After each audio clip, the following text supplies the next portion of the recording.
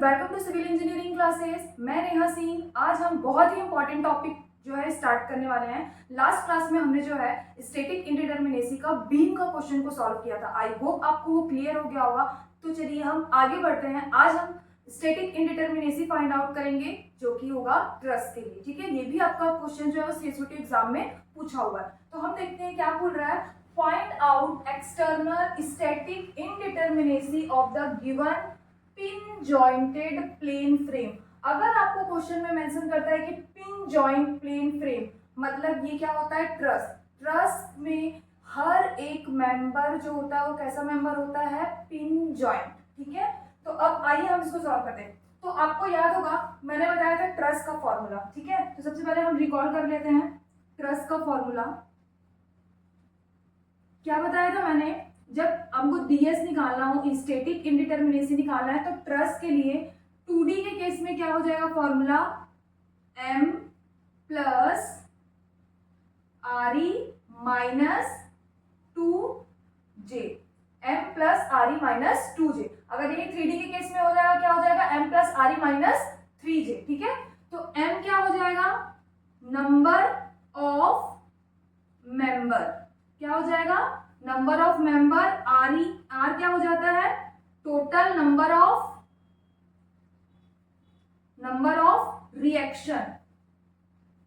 ठीक है, J क्या हो जाएगा, टोटल नंबर ऑफ जॉइंट्स। क्या हो जाएगा, टोटल नंबर ऑफ जॉइंट्स। ठीक है, तो आइए हम यहाँ पे लिखते हैं सबसे पहले डीएस का फॉर्मूला। डीएस इक्वल टू क्या हो जाएगा, m plus RE minus 2J। ठीक है, m plus RE minus 2J। अब हम देखते हैं कितने मेंबर इसमें जो है वो कनेक्टेड है। ठीक, m कितने मेंबर जो है वो कनेक्टेड है, गिनते जाना मेरे साथ साथ आप लोग भी। 1 2 3 4 5 6 7 8 9 10 11 12 13 14 15 16 17 18 19 20 21 22 23 24 25 26 27 28 29 30 31 32 33 34 35। तो कितने मेंबर हो गए टोटल, 35। ठीक है, अब देखो एक चीज समझना, ये जो आपके डायगोनल मेंबर लगे हुए हैं, अगर आप इसको जॉइंट कंसीडर करेंगे तो ये 4 मेंबर हो जाएगा। अगर आप इसको जॉइंट नहीं कंसीडर करेंगे तो हम इसको 2 मेंबर काउंट करेंगे। तो मैं इसको जॉइंट कंसीडर नहीं कर रही हूँ, मैं इसको 2 मेंबर काउंट कर रही हूँ। ठीक, अब आते हैं अपन रिएक्शन पे। तो कितने रिएक्शन है, देखो यहाँ पर हिंज है तो कितने रिएक्शन देगा, 2 रिएक्शन। रोलर है तो 1 रिएक्शन, रोलर है तो 1 रिएक्शन। सिंपली आपको ऐसे ही स्टेप टू स्टेप फॉलो करना है। ठीक, तो 2 3 4, तो कितने रिएक्शन हो गए, 4। अब आ जाते हैं जॉइंट्स पे। ठीक है, तो जॉइंट्स काउंट करते हैं, कितने जॉइंट है, 1 2 3 4 5 6 7 8 9 10 11 12 13 14 15 16। तो कितने जॉइंट हो गए, 16 जॉइंट। ठीक, अब अपन क्या करेंगे, इसको फॉर्मूले में पुट कर देंगे। डीएस इक्वल्स टू मेंबर कितना है, 35 प्लस 4 माइनस 2 इंटू 16। कितना हो जाएगा, 35 प्लस 4 कितना हो गया, 39 माइनस 16 टू जा 32। कितने हो जाएंगे, माइनस कर देंगे तो ds इक्वल्स टू 2 गया तो कितना हो जाएगा, 4 हो जाएगा। 4 और प्लस 5 7, ds की वैल्यू कितनी आ जाएगी, 7। तो कितना हो जाएगा, एक्सटर्नल स्टैटिक इंडिटरमिनेसी ट्रस के लिए कितना आ गया अपना, 7। तो ये हो जाएगा हमारा आंसर। आई होप आपको ये समझ में आया होगा, ये भी आपके क्वेश्चन पूछे हुए हैं एग्जाम में। ठीक है, इंडिटरमिनेसी। ठीक, अब हम समझते हैं ट्रस टाइप, ट्रस के टाइप। ठीक, देखते हैं। सबसे पहला देखो हमने डीएस निकाला। ठीक, सबसे पहले हमने डीएस निकाला, तो अगर डीएस की वैल्यू क्या हो जाएगी, 0 हो जाएगी। ठीक है, डीएस की वैल्यू अगर इक्वल्स टू आ रही है 0 के, ठीक, तो मतलब ये कैसा हुआ, डीएस अगर 0 आ रहा है मतलब अपन ने क्या पढ़ा था, डिटरमिनेट स्ट्रक्चर। ठीक है, तो ये कैसा हो जाएगा, डिटरमिनेट स्ट्रक्चर हो जाएगा। ठीक, अब क्या इसकी और क्या लिख सकते हैं अपन, m equals to 2j minus 3, ठीक है, या तो ds इक्वल्स टू 0 या m equals to 2j minus 3 आए, तो ये किस टाइप का ट्रस होगा अपना, परफेक्ट ट्रस।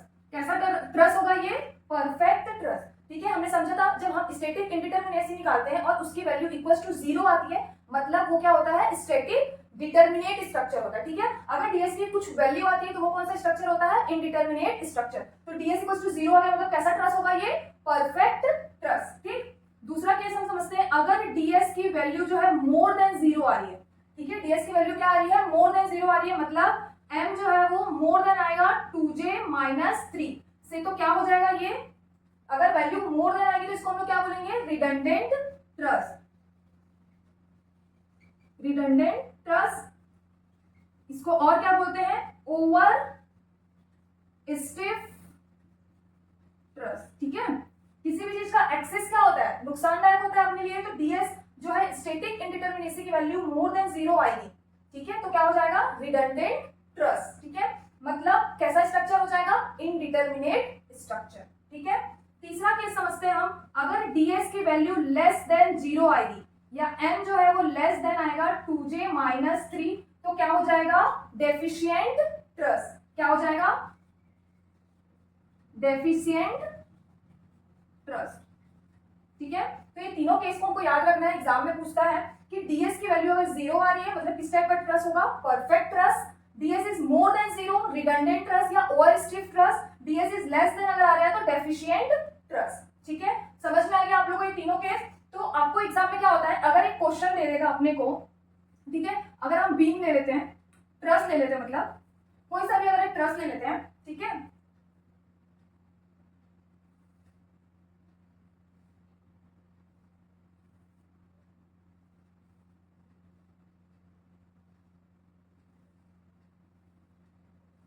ऐसा हमने ट्रस ले लिया, ठीक है, एग्जांपल के लिए यहाँ पर हमने लगा लिया हिंज, यहाँ पे भी लगा लिया हिंज, यहाँ पे लगा लिया हमने रोलर, ठीक है। अब हम निकालते हैं, इसको सॉल्व करते हैं, यहाँ पर रिएक्शन कितना आ जाएगा, 2, यहाँ पर 1, यहाँ पे 2, ठीक है। तो m निकाल लेते हैं, मेंबर कितने हो जाएंगे, 1 2 3 4 5 6 7 8 9 10 11 12 13 14 15, कितने हो गए मेंबर, 15। रिएक्शन कितना आ गया, 2 2 4 और 1 5। जॉइंट देख लेते हैं, 1 2 3 4 5 6 7 8, कितने हो गए जॉइंट, 8, ठीक। अब हम इसको सॉल्व करते हैं, ds m निकाल लेते हैं, m equals to 2j minus 3, ठीक है, m इक्वल्स टू क्या हो गया, 2j माइनस 3, मेंबर कितना है 15 इक्वल्स टू 2 इंटू जॉइंट कितना है 8 माइनस 3, ठीक है, ये हो गया 15, 8 2 जा 16 माइनस 3, कितना हो जाएगा ये 15, ये हो गया कितना 13 14, ये हो गया 13 14 15 16, ठीक है। तो ये वाली वैल्यू क्या आ गई, मोर देन आ गई, ठीक है, मोर देन आ गया, तो क्या हो जाएगा, m की value is more then 2j minus 3, तो कैसा ट्रस हो जाएगा, रिडंडेंट ट्रस या ओवर स्टिफ ट्रस, तो ये कैसा ट्रस हो गया, रिडंडेंट या ओवर स्टिफ ट्रस, ठीक है, ये हो गया। और अपन ये भी निकालेंगे, ds इज मोर देन 0 आना चाहिए, ठीक है। तो ds का फॉर्मूला क्या होता है, फॉर्मूला क्या है, ds equals to m plus R E minus 2j, member कितना है 15 प्लस रिएक्शन कितना है 5 माइनस 2 इंटू 8, कितना हो जाएगा 20 माइनस 16, ठीक है। तो ये कितना आ जाएगा 4, तो ds की वैल्यू क्या आ रही है, ds इज मोर देन 0, क्योंकि ds की वैल्यू कितनी आई 4, तो क्या हो जाएगा रिडंडेंट ट्रस या और over stiff truss. I hope आपको ये कॉन्सेप्ट समझ में आया होगा, ठीक है। तो ऐसे ही इजी वे में समझने के लिए आप चैनल को जरूर लाइक एंड सब्सक्राइब करें, ठीक है। इसके आगे जो है हम नेक्स्ट क्लास में पढ़ेंगे। ये हमारा टॉपिक क्लियर हो गया, स्टैटिक डिटरमिनेसी, इनडिटरमिनेसी। अब हम नेक्स्ट टॉपिक पे चलेंगे, नेक्स्ट वीडियो में काइनेमेटिक इनडिटरमिनेसी क्या होता है, इसको हम नेक्स्ट क्लास में समझेंगे। तो आप जरूर देखिए और चैनल को लाइक एंड सब्सक्राइब करिए। Thank you.